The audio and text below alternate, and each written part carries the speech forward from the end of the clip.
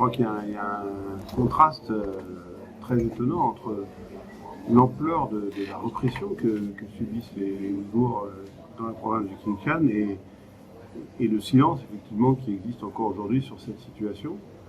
Et moi j'ai souhaité répondre à cette invitation parce que je crois qu'en tant que parlementaire j'ai un rôle à jouer effectivement pour continuer ce travail de sensibilisation, pour interpeller mon gouvernement pour que la France prenne position officiellement et demande à la Chine d'agir et de fermer ses camps d'internement.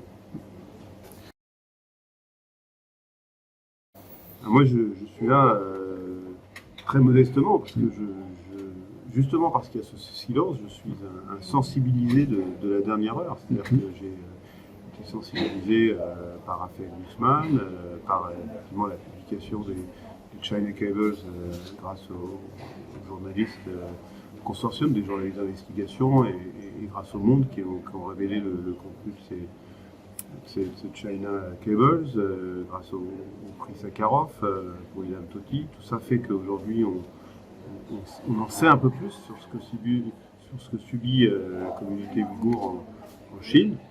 Je crois qu'il faut continuer ce travail de sensibilisation et c'est modestement le rôle que je vais me donner dans les semaines et les mois qui viennent en tant que parlementaire. Il faut agir dans tous les sens, hein, c'est-à-dire à la fois il faut qu'il y ait une parole politique forte. La France occupe une place assez singulière sur la scène mondiale, hein. C'est le pays des droits de l'homme qui est intervenue dans son histoire lorsque les droits humains sont attaqués, donc elle doit effectivement être présente ici. Et puis il y a aussi, oui, les sanctions économiques qui doivent être prises.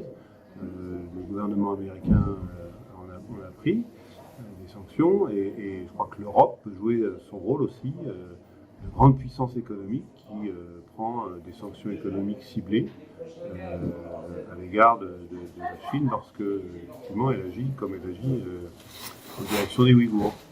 Voilà, je crois qu'il faut à la fois avoir la parole politique, avoir des sanctions économiques adaptées et puis continuer à organiser des opérations de sensibilisation. Bien sûr, elle peut faire mieux, à la fois parce que c'est inédit, je crois, dans l'histoire contemporaine, d'avoir des camps d'internement dans lesquels sont internés peut-être plus de 2 millions de personnes dans un silence assourdissant. Donc elle doit jouer le rôle qu'elle joue depuis très longtemps lorsqu'il s'agit de défendre les droits humains. Et je ne sais pas pourquoi cette situation est si méconnue par nos concitoyens. Mais il faut que ce soit davantage connu, davantage médiatisé et que notre pays joue son rôle. Et puis il y a aussi les ressortissants français d'origine ouïghour qui eux-mêmes sont menacés, on l'a compris. On doit aussi défendre évidemment ces ressortissants.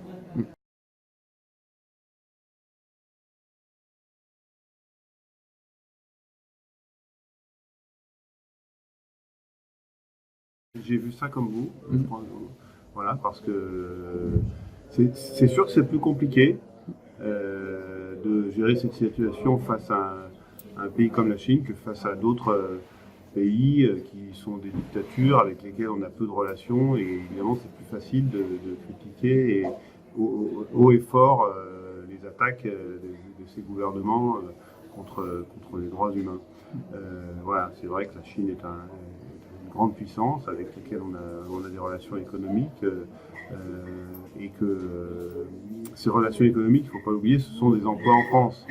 Et que lorsqu'on prend des sanctions économiques, ça a des conséquences sur l'emploi en France. C'est pour ça que je parlais de sanctions adaptées, ciblées, comme l'a fait le gouvernement américain d'ailleurs, enfin le Congrès américain qui a voté effectivement des sanctions économiques, mais qui sont ciblées sur les entreprises qui produisent des biens qui sont utilisés eux-mêmes pour la répression des Ouïghours. C'est ce genre de choses qu'il faut effectivement étudier de près.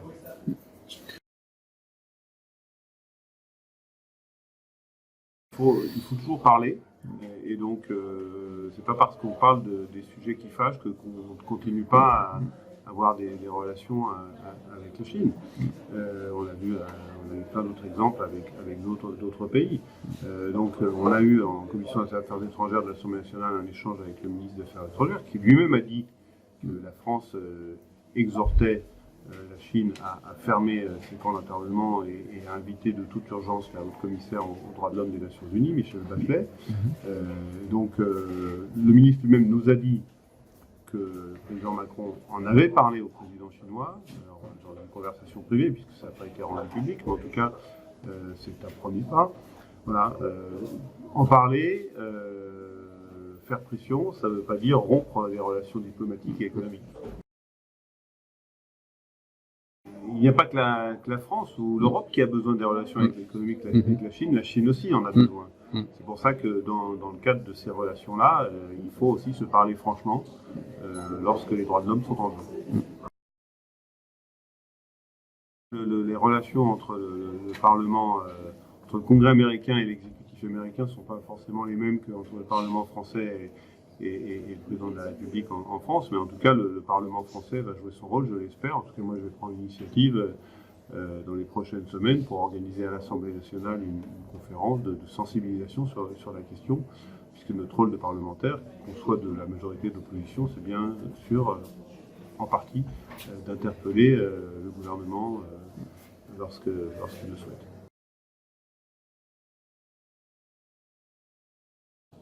Je leur dirais, ne soyez ni sourds ni aveugles lorsqu'on regarde la situation des Ouïghours. C'est l'un des plus grands scandales contemporains.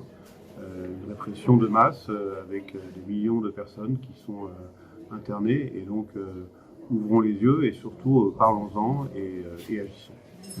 Je vous remercie.